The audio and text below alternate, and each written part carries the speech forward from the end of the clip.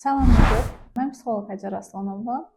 Bugün 0-3 yaş dövründə uşaqların inkişaf periyodundan danışacağıq. Əvvəlcə onu qeyd edeyim ki, inkişaf hər bir uşağa görə fərqlidir. Bu deyilən əlamətlər bəzilərinizin övladına görə uyğun olmaya bilər. Məsələn, deyək ki, 6 aylıqda bir övladınız var və 6-9 aylıqda dediyimiz əlamətlərin bir çoxu uyğun olmaya bilər, geri olduğunu düşünə bilərsiniz. Bu normaldır. Çünki inkişaf elə bir mərhələdir ki, burada tıxanmalar olur, bəzən ləngimə olur. Hər uşağa görə fərqlidir. Məsələn, bir uşaq tez yeriməyi öyrənirsə, digər uşaq tez danışmağı öyrənir. Yəni bu o demək deyil ki, sizin uşağınız inkişafdan geri qalır. Başlayaq 0-3 yaş dövrünün xüsusiyyətlərindən. Bu dövrdə daha çox uşaqların günü yatmaqla keçir. Xüsusən də ilk bir ay daha çox sağlıqlı olan və gözlədiyimiz uşağın 18-21 saat yatmağıdır. Ayaq qaldığı vaxtlarda da nə edir? Daha çox uşaqlar eşitməklə, görməklə dünyanı kəşf etməyə başlayır. Anasının qucağında onu tanıyır, hiss edir. Anasını görəndə reaksiya verir. Qığıldanmalar yavaş-yavaş başlayır. Daha çox qucaqda olmaq istəyir. Qucağa alanda sakitləşir. Və belə bir şey deyim, bəzən biz nənələrimizdən, yaşlı nəsildən eşitdiyimiz bir şeylər olur ki, valideynlərə deyirlər ki, uşağı qucağına çox alma, qucağa öyrəşəcək. Əksinə 0-3 yaş dövrünü biz ana bətnindəki inkişaf periyodunun davamı olaraq qəbul edirik və ona görə də bu dövrdə uşağın daha çox ehtiyacı var anasına, onun qoxusuna, belə deyim, bədənsəl təması daha çox ehtiyacı var və ona görə də maksimum ana qucağında uşağın olmağı faydalıdır ki, növbəti etaplarda uşağın ana ilə ayrılma periodu daha sağlıqlı keçsin. Yavaş-yavaş uşaq əlinə bir əşya verdiyiniz zaman onu tutmağa çalışır, tutmağa başlayır. Yavaş-yavaş dikəlməyə çalışır. Bəzi uşaqlar, hərəkətli uşaqlar iləriki zamanlarda biz görəcəyik, bu uşaqları öyrənəcəyik, hansı uşaqlardır. 3-6 yaşdan başlayaq. 3-6 yaşda da bizi nə gözləyir? Artıq uşaq yavaş-yavaş yad insanlara qarşı kəskin reaksiya verməyə başlayır. Anasını daha yaxşı tanıyır. Anasının qucağında özünü daha rahat hiss eləyir və yaxud da atasının, ona əsas baxım verən insanların yanında özünü daha yaxşı hiss eləməyə başlayır. Yavaş-yavaş qalxmağa başlayır. Səslərə fərqli reaksiyalar verir. Gülür, ondan oynayanda, onu danışdıranda çox fərqli bir reaksiyalar ortaya çıxır. Bəzən görürük ki, uşaq artıq çevrilməni hətta 3 aylıqdan belə başlayır. Yəni normalda arxası üstə uzanan uşaq artıq üzü üstə çevrilməyə başlayır və başını dik saxlayır. 0-3 yaş ay aralığında əşyaları yavaş-yavaş əlinə almağı öyrənən uşaq artıq 3-6 aylıqda bu əşyaları ağzına götürməyi də öyrənir və belə deyim, biz adətən deyirik ki, 0, 1 və 1 yaş yarım aralığı oral mərhələ dediyimiz bir mərhələdir və bu mərhələnin əsas əlamətləri 3 aydan sonra ortaya çıxmağa başlayır. Hansı ki, uşaq hər şeyi ağzı ilə, ağzına götürərək qavramağa başlayır. Bəzən bu dövrdə valideynlər bunun normal olmadığını düşünür və uşaqların əlindən əşyaları almağa çalışır, amma bu doğru yanaşma deyil. Çünki bu onun inkişaf mərhələsidir və inkişaf periodudur. Bu onun öyrənmə üsuludur. Siz ona əlindən aldırmağa çalışdıqca, əlindən nəyisə aparmağına mane olduqca uşaqda pasiv aqressiya formalaşa bilər ki, bu iləriki mərhələdə özünü göstərəcək. 6-9 ay. 6-9 ayda uşaq yavaş-yavaş adını tanımağa başlayır. Adını səsləndiyi zaman çönür, baxır. Artıq ailə üzvləri kimlərdir? Yad insanlar kimlərdir? Bunları konkret ayırd edə bilir. Uşaq bu aylarda oyunlara daha fərqli reaksiyalar verir və daha canlı oyunlar oynanılmağını sevir. Yavaş-yavaş güzgüdə öz əksini görəndə ona xoş gəlir.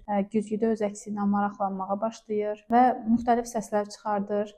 Artıq qığıldanmalar müəyyən hecalara keçməyə başlayır. Müəyyən hecaları tez-tez təkrarlayır. Hətta bəzən böyüklərin səslərini təqlid etməyə başlayır. 9-12 aylıq körpə artıq uşaq yavaş-yavaş bir yerlərdən tutub qalxmağa başlayır. Hər şeyi əli ilə toxunaraq kəşf etmə hissi daha da yüksəlir və bunu tətbiq də eləyir. Yavaş-yavaş müəyyən sözlər, kiçik-kiçik müəyyən sözlər deyə bilər. Bəzən valideynlər deyirlər ki, məsələn 8-9 ayında bir uşaq nənə dedi, baba dedi. Əslində o dövrdə uşaq hansısa səsləri hecalar formasına çıxartdığı üçün və insanın o babuldama deyirik ki, bu səslər, bu hecalar meydana çıxır və bu yaşda da bu səslər oxşadığı üçün, yəni dünyanın hansısa bir yerinə getsəz, hansısa bir uşaq baba da deyə bilər, nənə də deyə bilər. Çünki oxşar hecalardır. Və yekunlaşdırsaq daha çox uşaq 12 ayından etibarən, 9-12 ayından etibarən daha çox konkret hansısa bir sözləri təkrarlaya bilir, deyə bilir və dediyi sözü də kiməsə ünvanladığını dərk edir. Və 9-12 aylıqda uşaq yavaş-yavaş yox sözünü başa düşməyə başlayır. Yəni siz bu dövrdən ona yox dediyiniz zaman o konkret bunu başa düşür və həmin hərəkəti dayandırmağa meylli olur. Və ya da tam tərsi, işte bu da daha çox hərəkətli uşaqlarda görürük ki, bilərəkdən reaksiya vermir.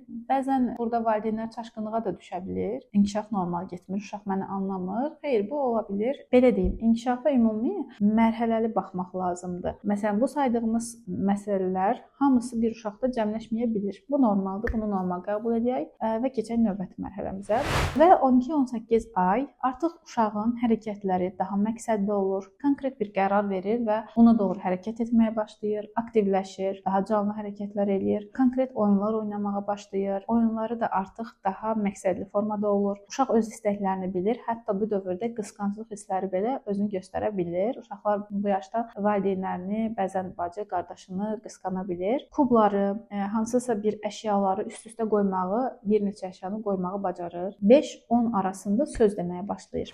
18-24 aylıqda bu aydan artıq uşaqların davranışları digər aylara nisbətən fərqli olmağa başlayır. Çünki yavaş-yavaş bu körpəlik dövründən çıxış mərhələsidir, belə deyim. Və uşaqlarda tualet vərdişləri bu aylarda daha çox özünü göstərə bilər. Bəzi uşaqlarda artıq tualet eğitimini 18 aydan biz başlaya da bilirik. Tualet mövzusuna başqa bir videomuzda değinəcəyik, amma əsas başlanğıc olaraq 18 ayından başlamağı daha məqsədə uyğun hesab edirik və uşaq cümlələr qurmağa başlayır. Öz yaşıdlarına, digər uşaqlara daha çox maraq göstərir, onlarla oynamağa can atır. Əşyalarla hansısa bir fiqurlar düzəltməyə daha meylli olur və bunları bacarırlar və belə deyim, bir çox valideynin şikayətləndiyi hansı ki 2 yaş dövrü sindromu dediyimiz, ki mən sindrom deməyə qəbul etmirəm. Mənə görə sindrom deyilən bir şey yoxdur. Bunlar hər biri inkişaf mərhələsidir və bu inkişaf mərhələsində də hər uşaq fərqli şəkildə müəyyən əlamətlər özünü göstərir. Və qısa bir parantez açaq, bunu deyim ki, bu yaş dövründə də xüsusən uşaqlarda o inadlaşma,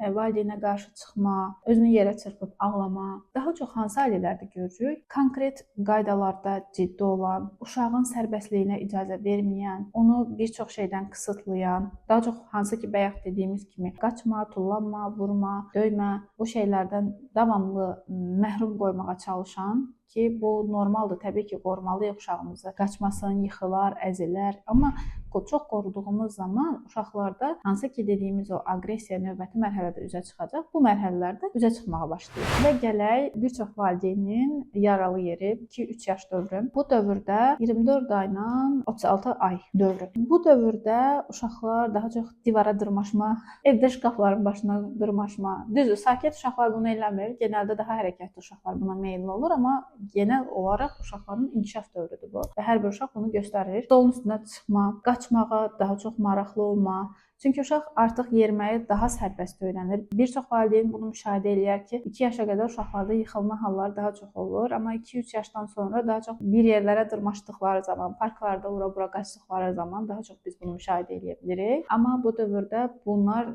daha artış göstərir və artıq sərbəst olaraq fikirlərini sözlü şəkildə ifadə etmə bacarıqları formalaşır. İnadlaşma, özünə aid əşyaları mənimsəyir və bunları paylaşmağa çox da meylli olmur. 2-3 yaş dövründə uşaqlar artıq qələmlə yazmağı maraqlı olur. Bəzi uşaqlar qəşəng formada qələmi tutmağı da bacarır hətta, amma yaxşı tutmasa belə uşaq dairələr çəkmə, qaralama, vərəqlərdə divarları yazma, evdə bəlkə də elə bir yer olmayacaq ki, uşaq əlinə verdiyiniz boyalarla oraları rəngləmək istəməsin. Çünki uşaq rəngləməklə kəşf edir və daha çox mən bu alana sahibəm, buranı mən idarə eləyirəm hissinə qapılır. İşte bu dövrdə də necə davranmalıyıq? Bunu isə növbəti videolarımızda daha detallı danışacağıq. Amma yekunda bu mərhələdə uşaqlar mən sözünü daha çox işlətməyə başlayır. Akranları ilə də, yəni yaşıdları ilə də hansısa bir əşyaları dalaşmağı, paylaşmaq istəməməyi sırf bundan qaynaqlanır ki, mən anlayışı uşaqda tam olaraq oturur. Və biz bu 2-3 yaş dövrünə anadan, valideynlərdən ayrışma dövrü olaraq da qəbul edə bilərik. Artıq uşaq özünü valideynindən ayrı bir şəxsiyyət olaraq görməyə başlayır. Yekunlaşdırsaq, bunu da deyim. 0-3 yaşa qədər uşaqlar özlərini anası ilə eyni insan olaraq görür.